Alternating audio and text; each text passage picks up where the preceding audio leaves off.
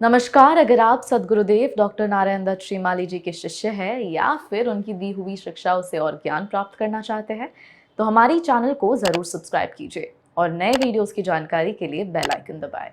में पुण्योदय का कार्य सामान्य रूप से यदि यह महत्वपूर्ण और ऐसा सामान्य रूप से हो सकता तो जीवन के आपने 40-45 साल बिताए हैं और भी कई बार हो सकता था। आपने सैकड़ों बार पैंट तो पहनी होगी, सैकड़ों बार मिठाई जरूर खाई होगी, सैकड़ों बार आप घूम लिए होंगे, सैकड़ों बार आप कार में बैठे होंगे, तो सैकड़ों बार इस प्रकार का जीवन नहीं किया होगा। यह रेयर जीवन, यह जीवन कभी कभी प्राप्त होता है, मगर जैसा कि मैंने बताया कि यह आप पे डिपेंड है कि आप उस जीवन को किस रूप में देखते हैं, नेगेटिव साइड से देखते हैं या पॉजिटिव साइड से सोचते हैं। कई लोग बहुत दुखी होते हैं, मिलते हैं और कहते हैं गुरुजी बहुत दुखी हूँ, बहुत परेशान हूँ, बहुत टेंशन में हूँ, बहुत कठिनाइयां हैं, बहुत अड़चने हैं, आप नहीं जानते कि मेरे मन की हालत क्या है। मगर वह ये नहीं सोचता कि प्रभु की बहुत बड़ी कृपा है, मुझे स्वस्थ शरीर दिया है, हाथ पैर दिए हैं, ये पूरा संसार क्षेत्र मुझे दिया है। उन लोगों से मैं लाख दर्जे अच्छा हूँ कि मैं मकान में बैठा हूँ, ऊपर छत है, नीचे बिस्तरा बिछा हुआ है, मेरी पत्नी है, पुत्र है, ये सोचता है। वो सारी नेगेटिव साइड सोचेगा। ऐसी कई पत्नियां होती हैं, वो लड़ती ही रहती हैं, उनका काम ही यही है, वो गलतियां ही निकाल सकती हैं, उसको उस आदमी में गलतियां ही नजर आएंगी, ये सारा फरकूस कुछ करता नहीं। ऐसा होती है क्योंकि ये तो आपका अनुभव है इसलिए आपके सबके चेहरों पर खुशी नजर आई तो मैं सोचा ये तो एक्सपीरियंस लोग है। मगर ये तो हमारे एक तरफ तो मतलब ट्रैक्टर का टायर है, एक तरफ छोटा साइकिल का टायर लगे है। अब वो गाड़ी तो खींचनी है, जैसी खींचे वैसी खींचे, दोनों पहिए बराबर नहीं है तो छोटे बड़े से, स्कूटर का पहिया है तो है, मगर है ये सेकेंडरी साइड, ये तो है। सैकड़ों लोग ऐसे बैठे हैं जिनके है ही नहीं, पहिया ही नहीं है छोटा, इसकी स्टेपनी भी नहीं है। इसलिए ये तो भगवान की बड़ी कृपा है कि हम जीवन को किस रूप में देखते हैं, और यह जीवन एक सकारात्मक जीवन है, यह जीवन एक आनंददायक जीवन है। यदि आप इस जीवन को देखें, वास्तव में बड़ा सौभाग्य की बात होती है कि हम उन गूढ़ विषयों को, उन गूढ़ तत्वों को हम समझने की कोशिश करते हैं, समझते हैं। इस प्रकार के सब्जेक्ट, इस प्रकार के विषय आपको पुस्तकों में प्राप्त नहीं हो पाएंगे। जब मैं ये कह रहा हूँ कि पुस्तकों में, ये ग्रंथों में उल्लिखित नहीं है, तो मैं ठीक कह रहा हूँ कि ग्रंथों में ये पुस्तकें आपको नहीं मिल पाएंगी। ग्रंथ आपको उसकी ध्वनि नहीं समझा सकते, मंत्र बता सकते हैं। इस पैम्पलेट में आपको मंत्र लिखा हुआ है कि ओम ये ह्रीम कमलाखंड है, ये सब लिखा हुआ है, मैं उस मंत्र की ध्वनि, उतार चढ़ाव ये नहीं समझा सकता। पुस्तक एक सीमा के बाद में आकर के पुस्तक अपना महत्व खो देती है। इसीलिए हमारे भारतीय परंपरा में ऋषि कुल परंपरा को विकसित किया गया। गुरु मुख से जो ज्ञान प्राप्त हो सके वही ज्ञान प्रामाणिक है, अन्यथा गुरु मंत्र लेने की जरूरत ही नहीं थी, दीक्षा लेने की जरूरत ही नहीं।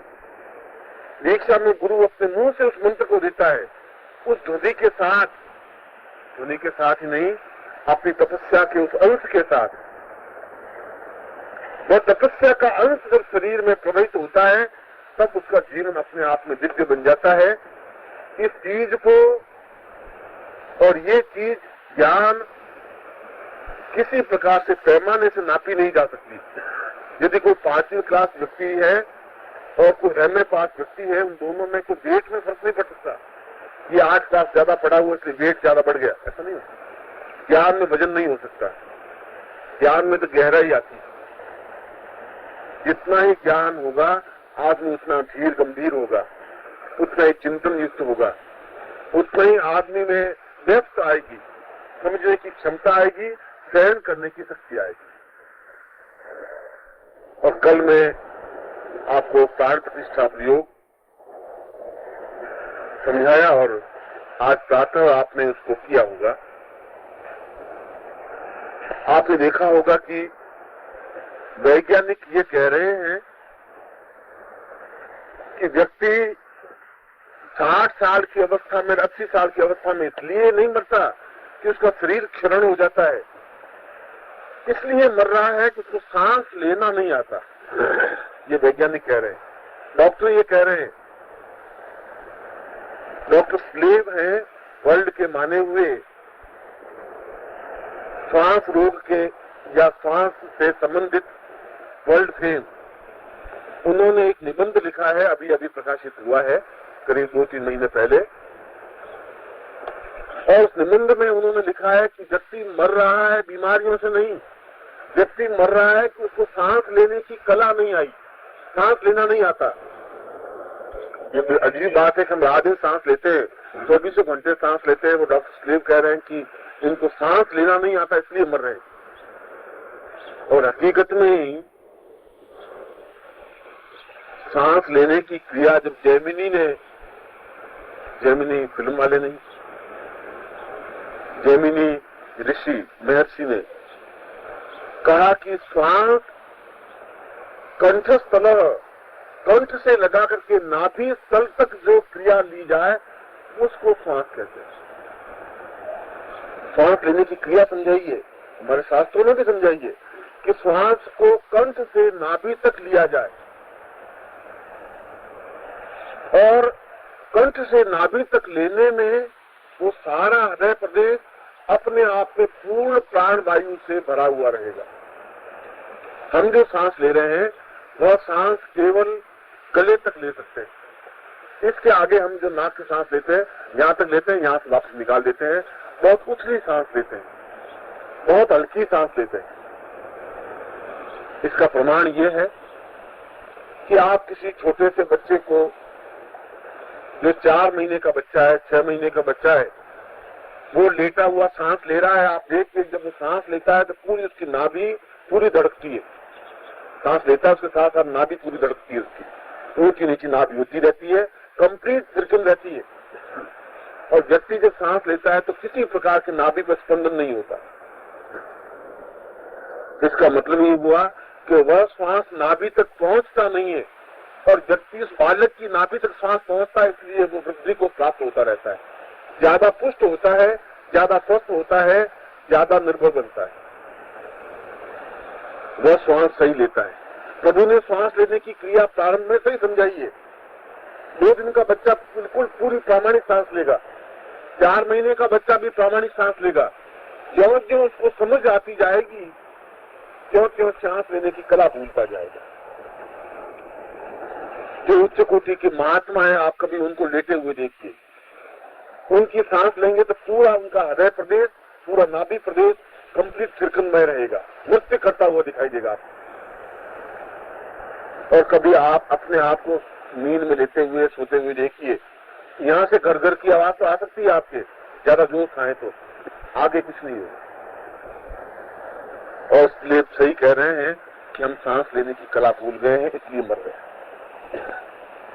सांस लेने का अर्थ है इतनी गहराई के साथ सांस लीजिए कि वह सांस कंठ प्रदेश से नाभि को टच करे, स्पर्श करे, और वापिस सांस निकले भी बाहर, जब ऊर्ध्ववायु भी निकले, या जिसको आप ऑक्सीजन हाइड्रोजन कहते हैं, कार्बन डाइऑक्साइड, तो कार्बन डाइऑक्साइड भी अंदर से निकले तो नाभि के अंदर का सारा मल भाग होता हुआ बाहर।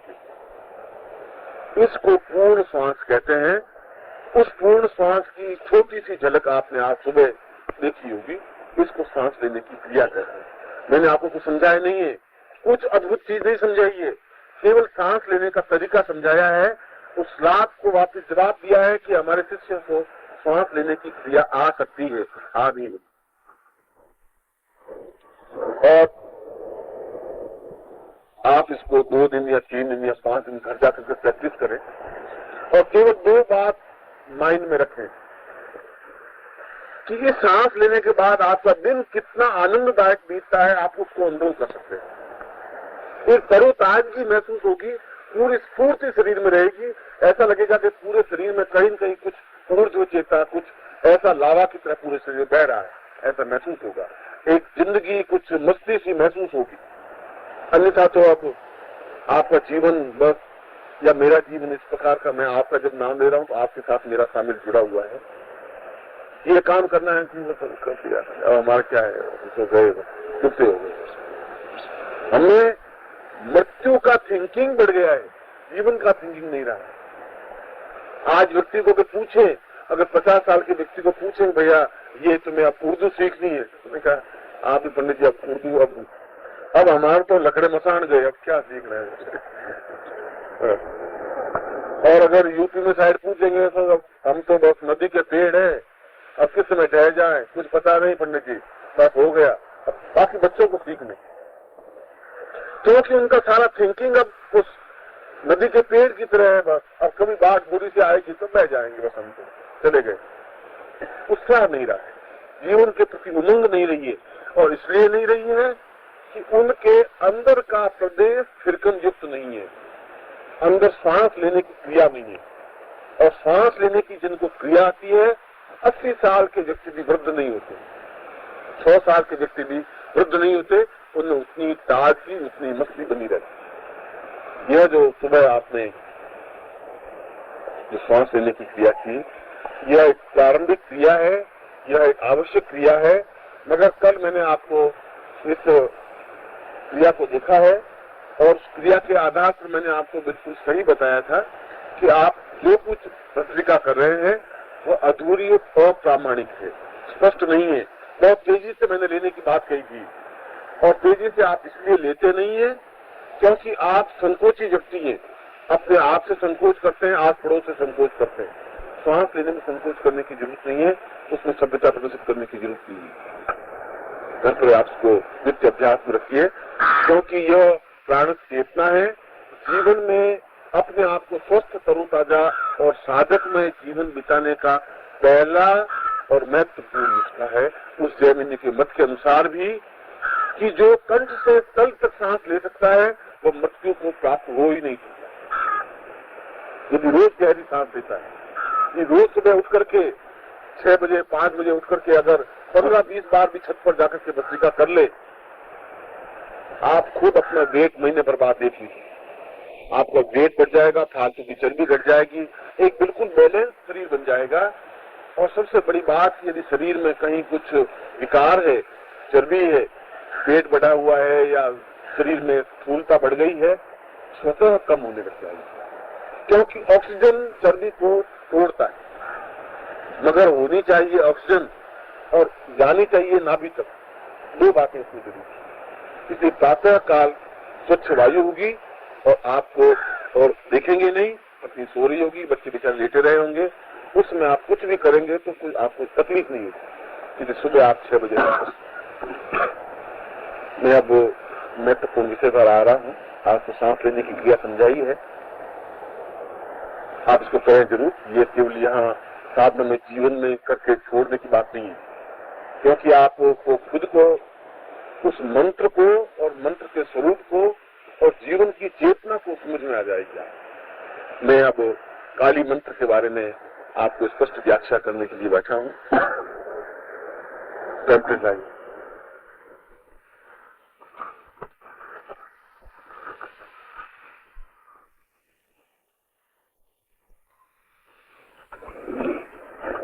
मैंने इस महाकाली साधना में